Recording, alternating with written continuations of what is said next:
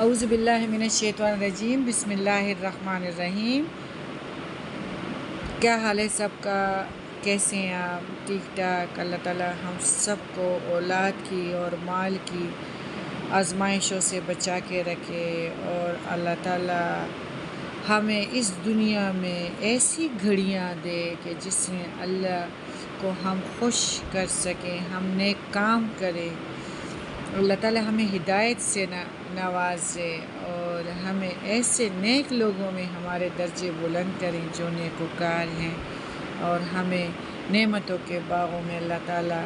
ہمارا نصیب لکھ دیں۔ یہ اللہ کا شکر ہے کہ اللہ تعالیٰ نے ہمیں مسلمان بنایا اور ہمارا خاتمہ بھی اسلام پہ ہو، ایمان پہ ہو، اور ہمیں دونوں جہانوں کے نقصانات سے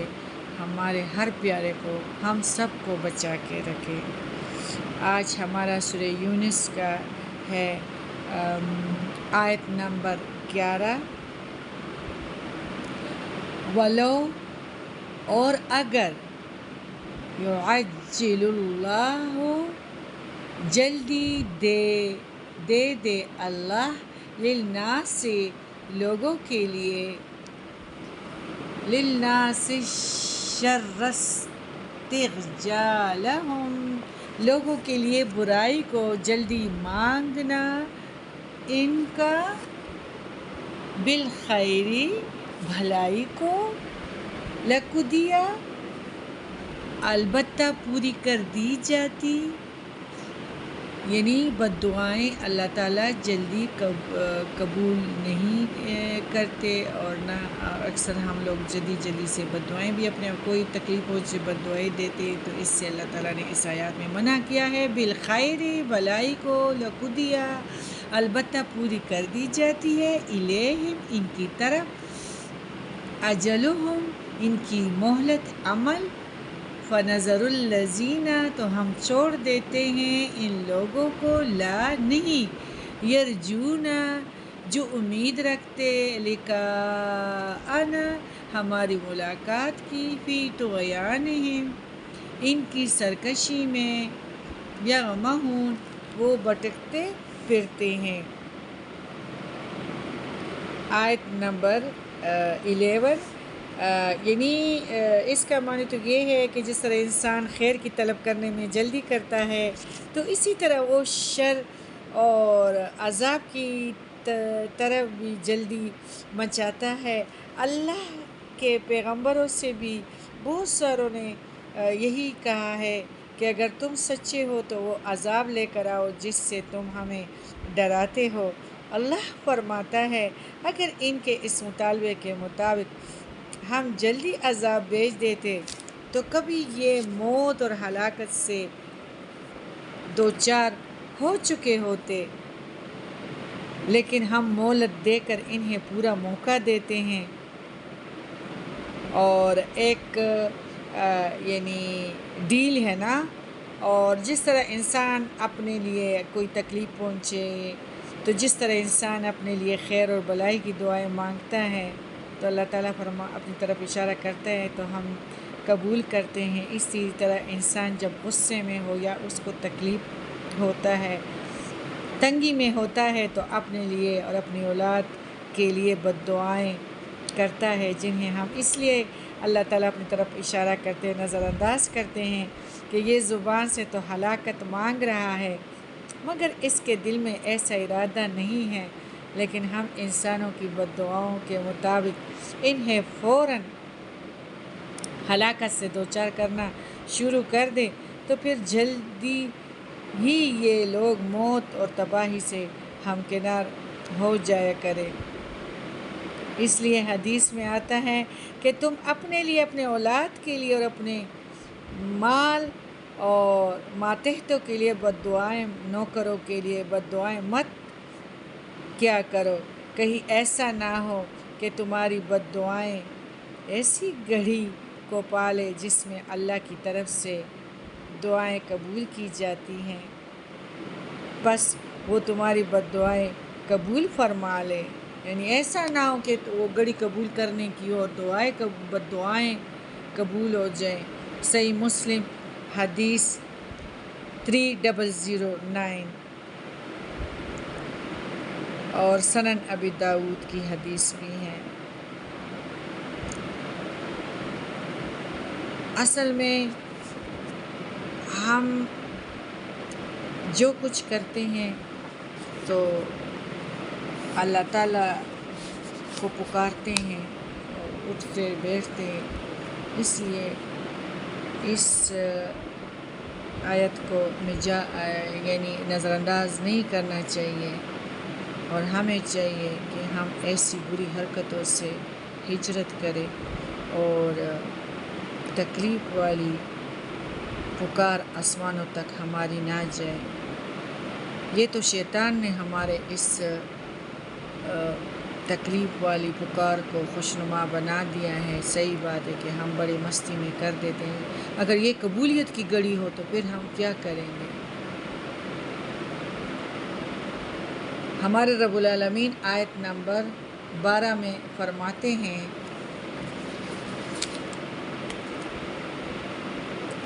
وَإِذَا مَسَّ الْإِنسَانَ،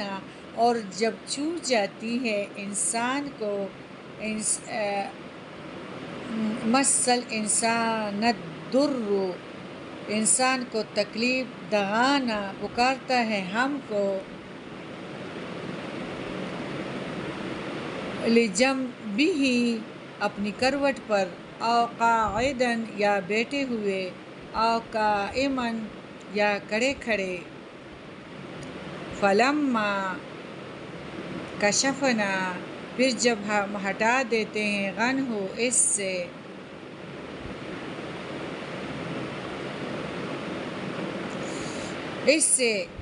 اس کی تکلیف کو، مر، چلا جاتا ہے، کَأَن لَّم، گویا کہ نہیں، یدعُنا، پکارا تھا اس نے ہم کو، الی ضُرٍّ مَسَّہ، تکلیف میں جو پہنچی اس کو، کذالک، اسی طرح، زُیِّنَ لِلْمُسْرِفِینَ، خوبصورت بنا دیے گئے حد سے بڑھنے والوں کے لیے، ما کانوا یعملون، جو تھے وہ عمل کرتے۔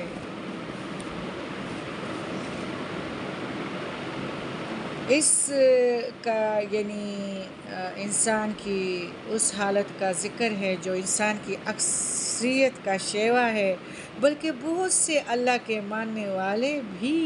اس کوتاہی کا عام ارتکاب کرتے رہتے ہیں کہ مصیبت کے وقت تو خوب اللہ اللہ ہو رہی ہوتی ہے، دعائیں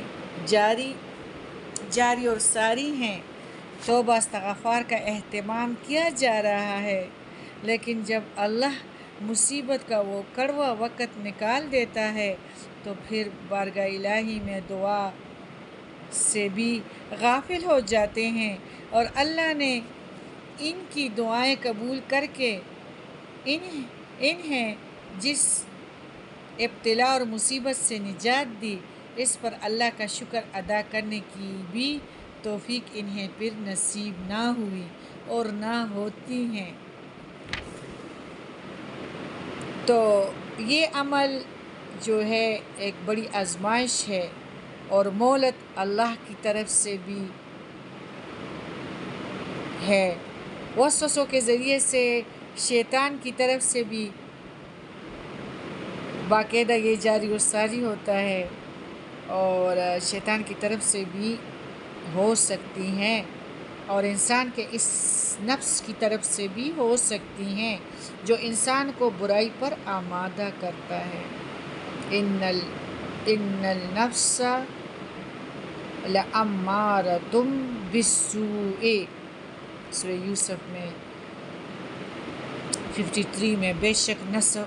نفس تو برائی کا بہت حکم دینے والا ہے، تاہم اس کا شکار وہی لوگ ہوتے ہیں جو حد سے گزر جانے والے ہوتے ہیں۔ شکر الہی سے غفلت میں ہوتے ہیں اور خواہشات کو شیطان نے ان کے لیے مزین کر دیا ہے۔ ہمارے رب العالمین آیت نمبر 13 میں فرماتے ہیں وَلَقَدْ أَخْلَقْنَا الْقُرُونَ، البتہ تحقیق ہلاک کیا ہم نے بستیوں کو، من قبلکم، تم سے پہلے، لما، جب، ظلموا، انہوں نے ظلم کیا، وجاءتہم رسلہم بالبینات، آئے ان کے پاس ان کے رسول ساتھ کھلے دلیل کے، وما كانوا ليؤمنوا، اور نہ تھے وہ کہ ایمان لے آئے، كذلك نجزي القوم المجرمين، اسی طرح ہم جزا دیتے ہیں مجرم قوم کو۔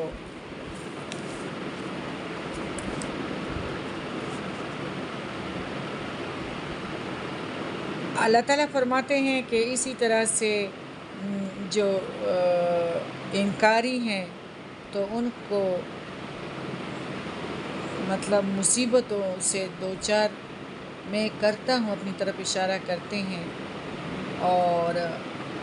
ان کی جو حد سے باہر جاتے ہیں تو ان کی وجہ سے جو ان کا بدلہ ہے ان کی نافرمانیوں کے سزا پہ میں قادر ہوں اور ان کو پریشانیوں سے اور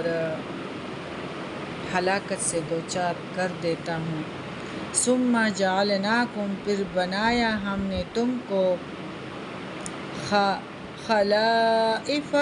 جانشین، مقرر، سیکرٹری، کتنا بڑا رتبہ ہے انسان کا، فی الارض، زمین میں، من بعدہم، ان کے بعد، لننظر، تاکہ ہم دیکھیں، کیف، کس طرح، تعملون، تم عمل کرتے ہو۔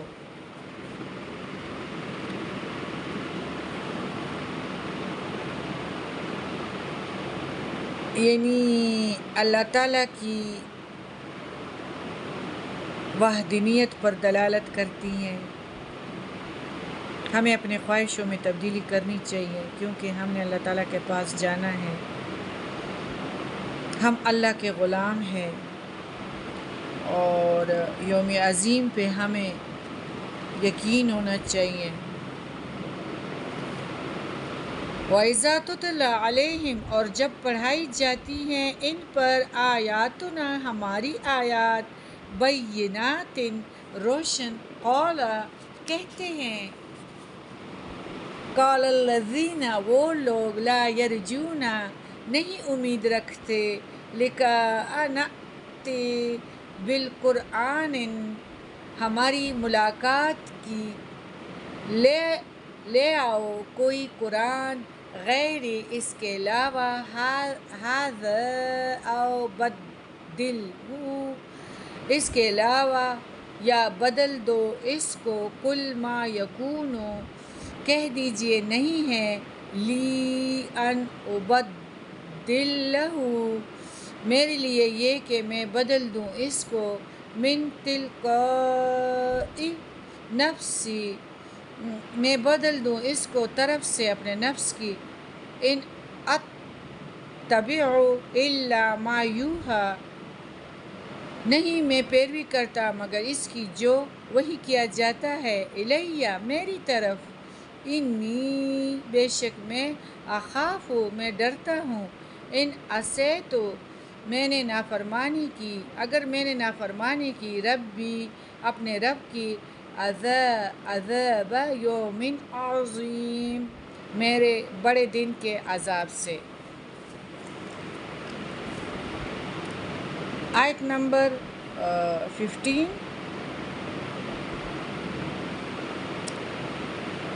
یعنی اللہ تعالیٰ کی وحدانیت پہ یہ دلالت کرتی ہیں، مطلب یہ کہ یہ تو اس قرآن مجید کی جگہ قرآن ہی دوسرا لائے، یا پھر اس میں ہماری حسب خواہش تبدیلی کر دی جائے، تو